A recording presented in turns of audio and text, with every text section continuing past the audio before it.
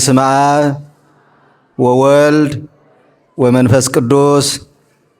አሃዱ አምላክ አሜን። ብፁዕ አቦና አቡነ ኤፍሬም ናይ መላእ አውሮፓ ሀገረ ስብከት ሊቀ ጳጳስ ከምኡውን ናይ ቅዱስ ሲኖዶስ ኦርቶዶክስ ተዋሕዶ ቤተክርስቲያን ትግራይ አባል ክቡር አቦና ሊቀ ብርሃናት ቀሲስ ገብረ ጊዮርጊስ ናይ ደብርና አመሓዳሪ ክቡራን አዕይንተ እግዚአብሔር አበው ካህናት ልኡካነ ምስጢር አኀው ዲያቆናት በብመዓርኩም አቦታት አዴታት አሕዋትሓት ከምኡውን ህፃውንቲ አመረኖ ሰንበት ትምህርት ቤት መዘምራን ኩልኩም ብስመ አምላክና ጎይታናን መድኃኒትና ኢየሱስ ክርስቶስ ከመይ ሓዲርኩም ከመይ ቀኒኹም ከመይ ረፊድኩም አሜን። ልዑለ ባህሪ እግዚአብሔር አምላክና ነዚ ዕለት እዚ ነዚ ሰዓት እዚ ደጊፉ ሓውሒቡ ዘብፅሐናን ዝኣከበናን ክብሪ ምስጋና ንስሙ ይኹን። ሕፅር ኣቢለየ ትምህርተይ ክብ ንእሽተይቲ ግዜ እውን ሰዓት ክውድ ኢልና ስለ ዝኒኦ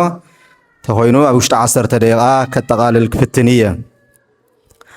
እስመ ነስሑ በስብከት ዮናስ ወናሁ ዘይአቢ እምዮናስ ሃሎ ዝየ ዝብል ለሙዓንቲ ናይ ትምህርትና አርእስቲ ወይ ድማ እንነጋገረሉ ቃለ እግዚአብሔር ይኸውን ማለት እዩ። ነዚ ትውልድ እዚ ካብ ናይ ዮናስ ትምህርቲ ዝዓቢ የለን። ካብኡ ዝዓቢ ግን ኣምላኽ ግን ኣውዝየሎ ዝብል ናይ ጎይታናን ናይ መድኃኒትናን ናይ ኢየሱስ ክርስቶስ ቃል ዝተናገሮ ኣብ መጽሓፍ ቅዱስ ክፍሊ ንረኽቦ ማቴዎስ ወንጌል ምዕራፍ 12 ካብ 38 ጀሚሩ ዝኒኦ ሃይለ ቃል መሰረት ጌርና ክንነጋገር ኢና። ጎይታናን መድኃኒትናን ኢየሱስ ክርስቶስ እዚ ቃል እዚ ክናገር እንከሎ ኣብ ማእኸል ህዝቢ ጠጠው ኢሉ ኣብ ዘምረሉ ፈሪሳውያን እስራኤላውያን ፈሪሳውያንን ጸሓፍትን ተኣኪቦም ናብ ጎይታ ትምህርቲ ክመፁ እንከለዉ ሕቶ ሓቲቶምዎ ነይሮም። ነዚ ድማ ንሶም ክሓትዎ እንከለዉ እንታይ ኢሎም እዮም ሓቲቶምዎ? ሽዑ ገሊኣቶም ካብ መምሃራን ሕግን ፈሪሳውያንን መፂኦም ኦ መምህር ካባኻ ምልክት ንርኢ እንደልን ኣለና ኢሎም ምስ ሓተትዎ ንሱ ግና ከምዚ ኢሉ መለሰሎም እዛ ክፍእትን ዘይትእመንን ትውልዲ እዚኣ ምልክት ትደሊ ኣላ። እንተኾነ ብዘይ ምልክት ነቢይ ዮናስ ካሊእ ምልክት ኣይወሃባን እዩ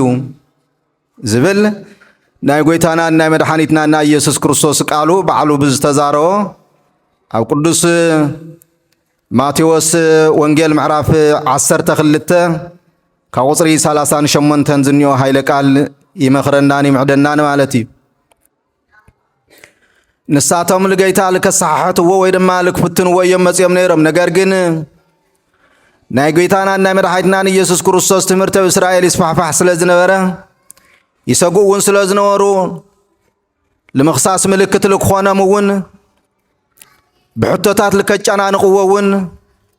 ናብ ጎይታ ቀሪቦም ምልክት ኣርየና ዝብል ጎይታና ድማ ካብ ናይ ዮናስ ምልክት ትምህርቲ ዝኾነ ንዝዓለም ዚሲስ የለን ልቢ ተዝህልየኩም ነይሩ ተተስተውዕልዎ ነይርኩም ሲ ናይ ዮናስ ትምህርቲ ሲ 3 መዓልቲ ኣብ ከርሲ ዓሳ ኣብ ባሕሪ 3 መዓልትን 3 ለይቲ ሓዲሩ ነይሩ። ከምኡ ድማ እዚ ቅድመኹም ዝኒኦ ልዕሊ ዮናስ ዓብይ ዝኾነ 3 መዓልትን 3 ለይትን ኣብ ከርሲ መቃብር ክሓድር እዩ ወይ ድማ መሬት ክጸንሕ እዩ ዝብል ናይ ጎይታናን መድኃኒትናን ኢየሱስ ክርስቶስ ሃይለ ቃል ሃቦም ማለት እዩ። እዚ ጎይታናን መድኃኒትናን ኢየሱስ ክርስቶስ ክነግሮም እንከሎ ከም ዝመውት መቃብር ከም ዝወርድ 3 መዓልተ መቃብር ከም ዝሓድር 3 ለይቲ እውን መቃብር ከም ዝጸንሕ ንዝመጽእ ዝፍጸሙ ነገራት እዩ ዝነግሮም ነይሩ። ንሳቶም ግን ካሊእ ተኣምር እዮም ዝደልዩ ነይሮም። ካሊእ መኽሰሲ ምልክት እዮም ዝደልዩ ነይሮም። ካሊእ ዕንቅፋት እዮም ዝደልዩ ነይሮም። ከምዚ እንሪኦ መጽሐፍ ቅዱስ እንዳመሃረና መጽሐፍ ቅዱስ ገዲፍና ሓደ ሰባት ብኻሊእ መንገዲ ንኸይድ ወይ ድማ ትምህርቱን ነጣምም ኣሰሩ ዘይንስዕ መንገዲ ዘይንኽተል ንሰባት ኣብቲ ግዜ ንሱ ዝነበሩ ሊቃውያን ምሁራት ዓበይቲ ዝበሃሉ በቲ ሃገር ዝፍርሑ ተርጎምቲ ጸሓፍቲ ፈሪሳውያን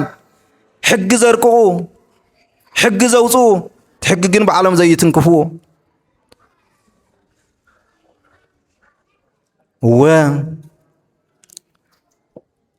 ዓይኑን ዝተሸፈነ ናይ ነብይት ናይ ዮናስ ትንቢት እንኳን ወይ ናይ ዮናስ ትምህርቲ ወይ ናይ ዮናስ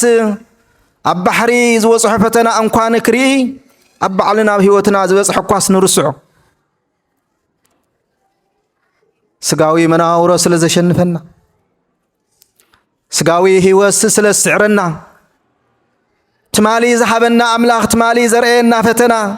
እሞ ነቲ ዝፈተነና ፈተና ሓሊፍና ከዓ እንደገና ብእግዚአብሔር ኣምላኽ ልብና ጽኒዕና ክንሓልፍ እንከለና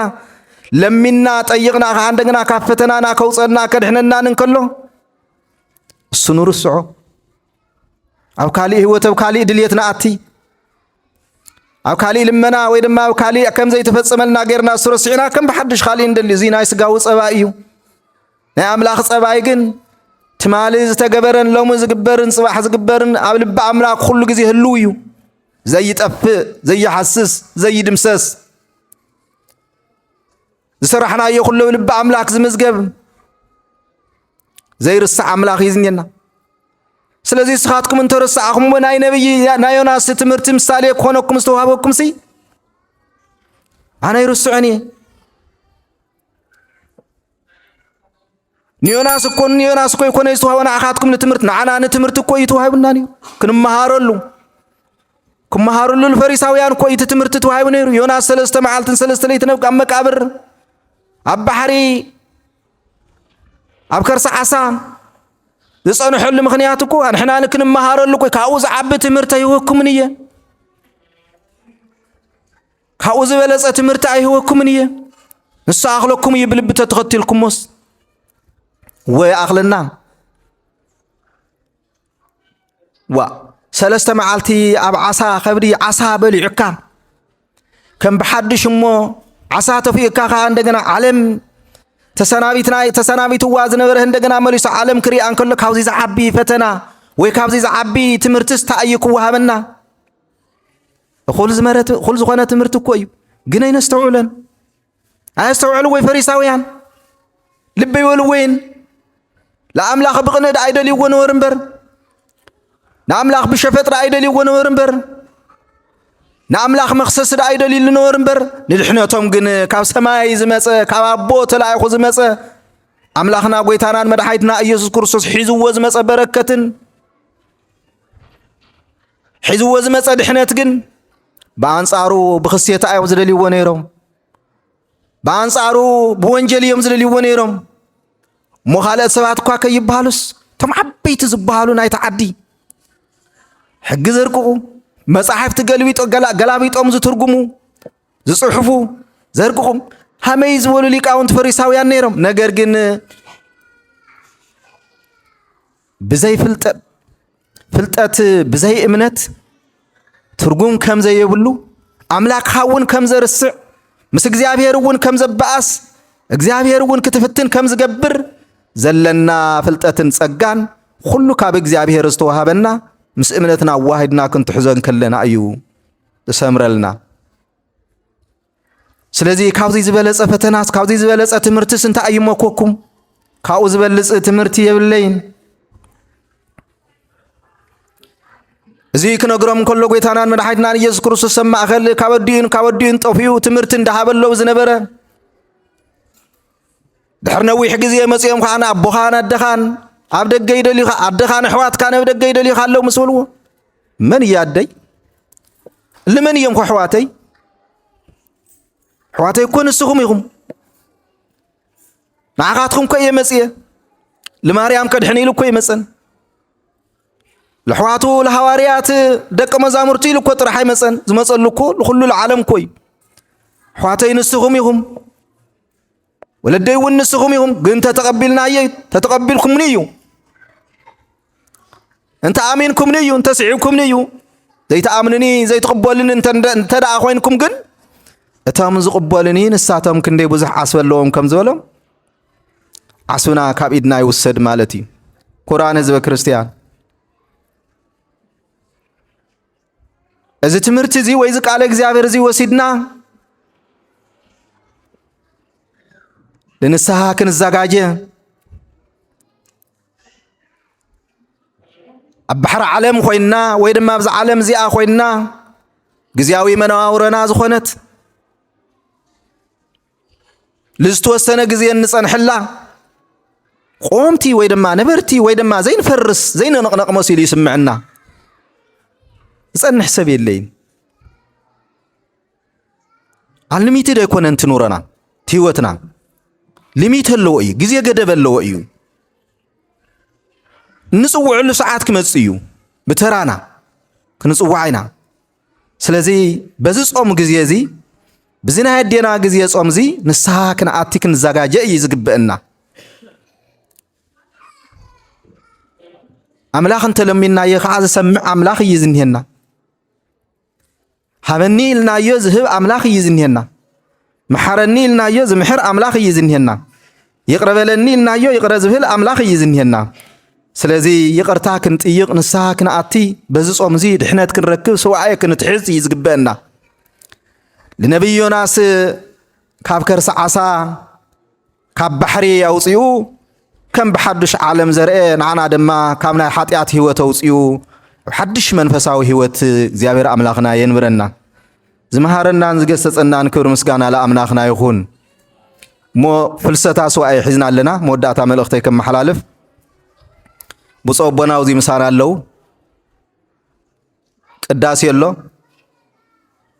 መልክዓ ፍልሰታ ይበጽሕ መሃረና ኣብ ይበጽሕ ኣቦታት ካብ ሰዓት 5 ፈረቓን ጀሚሮም ቤተ ክርስቲያን ቀዳምን ሰንበትን ይግልገል ኣሎ ዓርቢ ካብ ሰዓት 8 ጀሚሩ ከዓ ቤተ ክርስቲያን ተኸፊቱ ቃል እግዚአብሔር ኣብዚ ይበጽሕ ኣሎ ስለዚ ስራሕ ዝኾንና ኣብ ስራሕና ኮይንና ጾም ጸሎት ክንትሕዝ ዕረፍቲ ዝኾንና ድማ መጺና ኣብዚ ሰዋየ ክንትሕዝ ምሰቦታት ቃል እግዚአብሔር ክነብጽሕ አምላኽ ክንልምን ኣብ ገዛና ኮይንና ንጾሞ ብዝበለጸ ድማ ኣብዚ ኮይንና ቃሉ እንዳሰማዕና ናይ ኣዴና ቅድስት ድንግል ማርያም በረከት ክንካፈል ቤተ ክርስቲያን ትጽውዕና ኣላሞ ኩልኻትኩም ካብ ትማሊ ዓርቢ ጀሚርና ኣገልግሎት ናይ ፍልሰታ ሰዋየ ሒዝና ኣለና ኣብዚ ብፁዕ ኣቦና ብዝመርሕዎ ማለት እዩ ኩላትና ኣብዚ ክንርከብ ሓደራ እንዳባልና ጻውዒትና ነቕሪ ዝመሃረናን ዝገሰጸናን አምላኽናን ጎይታናን መድሓይትና ኢየሱስ ክርስቶስ ክብር ምስጋና ንስሙ ይኹን ወስብሐት ለእግዚአብሔር ወለወላዲቱ ድንግል ወለመስቀሉ ክቡር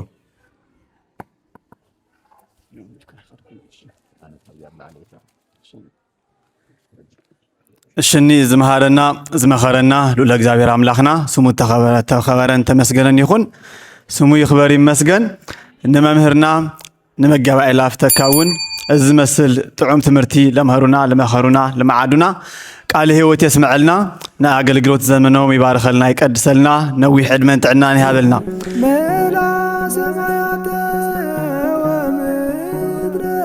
ቅድሳት